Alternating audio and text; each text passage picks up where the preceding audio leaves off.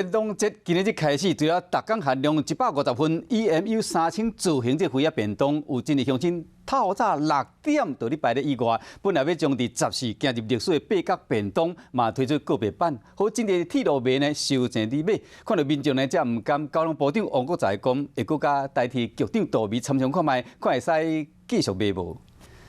有八角的茶壳啊，顶面嵌塑胶挂，拍开随当闻到饭菜香味，这是代替经典的八角便当，14号就无要卖咯。经典的八角便当特别重版，今仔日的铁基路便当节嘛特别推出告别版，除了八角茶鸭仔便当，就含内底菜色嘛无变，有古早味的老排骨，要让民众搁一摆笑念这个好滋味。放木盒会比较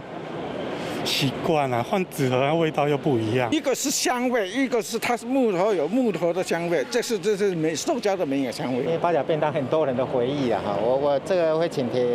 台北局这边再思考一下。八角便当可能搁继续生产，不过城民众来排队的，个头一摆杀出来 EMU3000造型肥仔便当。 今日开始，代替选40点，小刷推出道在地特色便当，一份卖599，逐工一节要限量100份，下晡50份。快6点，感觉今天人会蛮多的，然后主要是小朋友喜欢。